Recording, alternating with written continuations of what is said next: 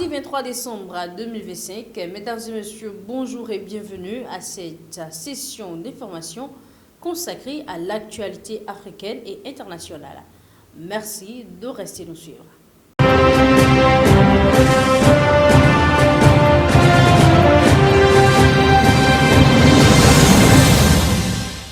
Comme il est de coutume, l'actualité africaine lève le point de voile sur cette session. Malheureusement, les mauvaises nouvelles depuis l'Est de la République démocratique du Congo persistent. La ville d'Uvira a de nouveau été secouée par des affrontements armés malgré l'annonce du retrait des combattants de l'AFC et du M23. Samedi 20 décembre 2025 dernier, des échanges de tirs ont opposé ce groupe armé au Wazalendo, allié de l'armée congolaise, dans les collines surplombant la ville, ainsi que dans plusieurs quartiers du sud et du sud-ouest. Des habitants font également état de la chute d'un engin explosif dans la commune de Molongwe, chaque camp rejetant la responsabilité sur l'autre.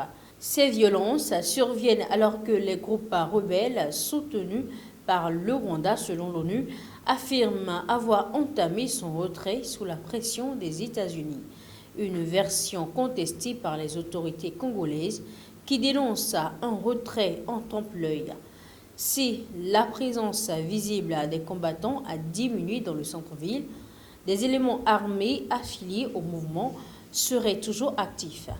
Pour Kinshasa, les rebelles se seraient simplement repositionnés autour d'Uvira, maintenant une pression sécuritaire persistante sur la population contrainte de rester confinée. Autre point dans ce condensé de l'actualité, l'administration Trump a engagé une vaste réorganisation du corps diplomatique américain en rappelant plusieurs dizaines d'ambassadeurs de carrière nommés sous la présidence de Joe Biden.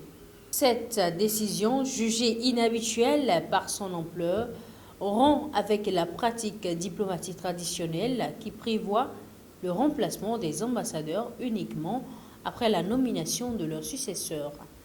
L'Association américaine du corps diplomatique s'inquiète d'un renvoi sans justification formelle, estimant qu'il affaiblit la crédibilité internationale des États-Unis et déstabilise la diplomatie professionnelle. De son côté, un département d'État évoque un processus classique de transition. Ces rappels s'inscrivent dans une réforme plus large menée par Donald Trump et son secrétaire d'État Marco Rubio, visant à aligner la diplomatie américaine sur la doctrine America First, avec un recentrage sur les priorités nationales, l'immigration et la remise en cause de certains programmes d'aide internationale. Des nouvelles d'ailleurs, la diplomatie russe se montre prudente face à l'état des discussions engagées avec les États-Unis sur un plan de paix en Ukraine, évoquant des avancées jugées trop lentes. À l'issue de négociations tenues à Miami, l'émissaire russe Kirill Dmitriev a qualifié les échanges avec la délégation américaine de constructifs, tout en reconnaissant que les résultats restent limités. À Moscou, le vice-ministre des Affaires étrangères, Sergei Rabiakov, a salué la volonté du président américain de rechercher des solutions, mais a vivement critiqué le rôle joué par les pays européens. Selon lui, l'Union européenne chercherait à entraver un rapprochement entre Washington et Moscou, compliquant ainsi la résolution du conflit et l'amélioration des relations bilatérales. La Russie reproche notamment aux Européens d'avoir modifié avec Kiev un projet de plan de paix initialement favorable à ses positions. Moscou affirme par ailleurs ne nourrir aucune ambition de conquête contre l'Union européenne ou l'OTAN et se dit prête à formaliser cet engagement par écrit dans le cadre d'un accord fondé sur le principe de sécurité collective. Malgré ces assurances, plusieurs pays européens envisagent déjà le déploiement d'une force de maintien de paix en Ukraine en cas d'accord.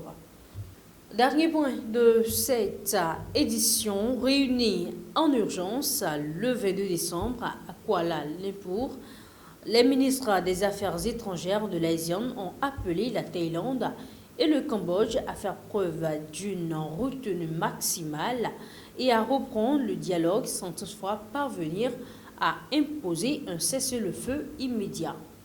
Après plus de 2 semaines de combat, les deux pays ont néanmoins accepté l'organisation d'une rencontre entre hauts responsables militaires le 24 décembre dans l'espoir d'ouvrir la voie à une trêve.